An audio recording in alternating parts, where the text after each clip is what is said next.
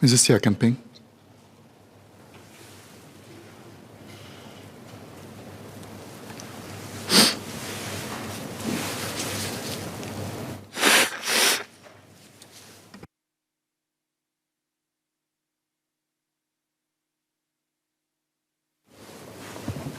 Sir, first let me declare my interest as the Group CEO of NTUC Enterprise and the FairPrice Group. So this budget looks into the future, even if it runs for the third year into the red. The bills come not just from the price of security and safety today, but for the education and the investments of tomorrow. The rising inflationary pressures come from different sources and are complex in nature. The impact, however, is simple and direct. $1 today can buy more than $1 tomorrow. I want to speak on two groups that are particularly hard hit: small businesses and the cost of living for the ordinary men and women.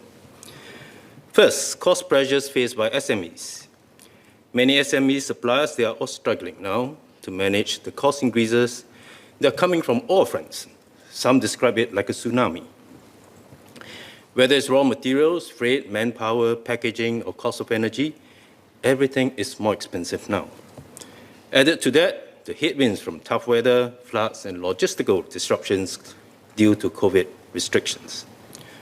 For SMEs in particular, where profits can be razor thin, it is about cost pressures and stresses of managing rising costs in many areas. And these sometimes can appear to be faceless corporate troubles. But when businesses fail, jobs are lost too. And behind each SME is a group of men and women with dreams and families.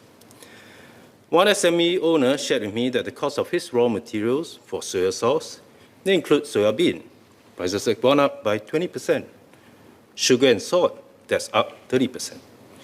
And the freight cost of shipping raw sugar from Thailand to Singapore, it has increased from what used to be less than $200 per 20-foot full container load, is now $1,000. That's almost a five-fold increase. The current conflict that's taking place in Russia and Ukraine, it will add further cost pressures to businesses.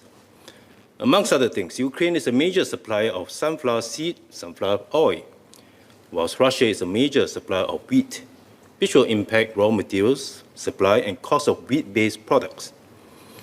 Ukraine is also a major producer of corn, and corn supply shortage may also impact price of livestock feeds, where corn is a major ingredient.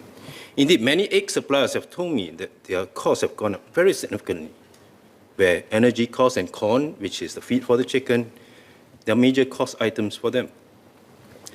In its annual survey last year, the Singapore Chinese Chamber of Commerce and Industry sought feedback from more than 1,000 businesses, 92% of whom are SMEs. Many say their costs have gone up quite significantly, and as a result, they have suffered losses. For sure, some 57% of Singapore businesses surveyed saw their costs rise this year. That's nearly double the 28.8% who did so last year. SMEs form an important part of the Singapore economy, including as a source of jobs and meaningful livelihood. And often the voices of small business owners, they go unheard. So what can we do to ensure that SMEs have a place at the table? For example, trade associations, they play an important role in gathering feedback, as well as explaining new policies and schemes to its members. Such associations may run on a tight budget, which constrain their effectiveness. Can the Minister consider providing some one-off grants to such associations? On the impact of cost increases, I think some price increase in products and services may be expected. Of course, there are those few errant businesses who may take advantage of the situation to profiteer. Like everyone else in this House, I have no sympathy for them, and they should be taken to task. I'm sure the Committee Against Profiteering, headed by MOS Low Yen Ling, when the committee formulates the guidelines against profiteering, I'm sure they would, with the help of the community, step up their vigilance in light of the current situation and ensure that those who use, whether it's inflation, GST or what, to cover a multitude of price increases, they will be taken to task. But at the same time, we should not begrudge businesses and SMEs for legitimate and reasonable price increases for the reasons that I shared earlier. Finally, I would like to bring up and ask from SMEs the issue of manpower. given the important role that migrant workers play in Singapore's economy, I'd like the government to give some flexibility to businesses, and in particular SMEs, in hiring such workers. Now, let me now switch to the other group and speak about the cost of living faced by individuals and families. Cost of living is a perennial issue. I'm not sure about the rest of you, but my grandparents, my parents, my peers, and now my own children, they're also talking about it. I think no one will ever say things were cheap during their time. Our forefathers carried those worries too, but through determination, hard work, and with support from various people and government sectors, they not only survived, but they prospered and built the foundation of a thriving Singapore. NTUC was certainly one of those partners. In fact, NTUC FairPrice, welcome then, was born at the time of rising prices in the oil shocks of the 1970s. And just 2 Mondays ago, we announced the Stretch a Dollar program to give a 5% discount on 100 essential items every Friday. This will start the first in March. We ran similar Stretch Your Dollar programs in 2007 to 2008 during the global financial crisis, and again from 2010 to 2011 during the economic downturn. Overall, NTUC's focus is on ensuring workers in Singapore remain competitive and employable for life, as well as enhancing their welfare. To do this, NTUC strives to help workers of all colours and ages get better jobs and earn better wages. At the same time, NTUC supports workers and their families by moderating the cost of living through various programs, including sustainable wage increases in the form of PWM, subsidized training, financial assistance schemes, and affordable daily essentials and services through the NTUC Group of Social Enterprises. Within the NTUC Group, we have various charities and foundations.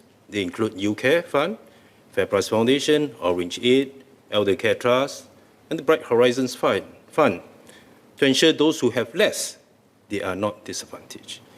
In fact, when I group all this together, over $441 million have been given out.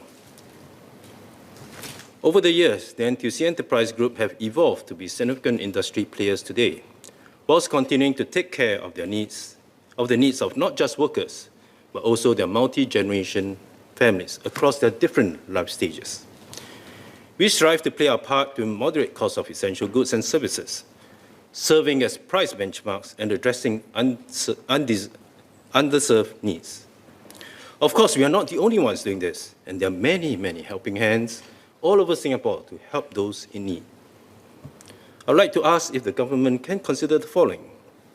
First, can we, on a whole of government and whole of society basis, coordinate, encourage efforts which keep basic items affordable to help cope with the cost of living? This can either be in the form of giving guidance on specific items or tax incentives for doing so. Second, keep looking out for those whose incomes have been lost or reduced during the pandemic, and to provide support for those who might fall through the cracks, such as those with limited family support.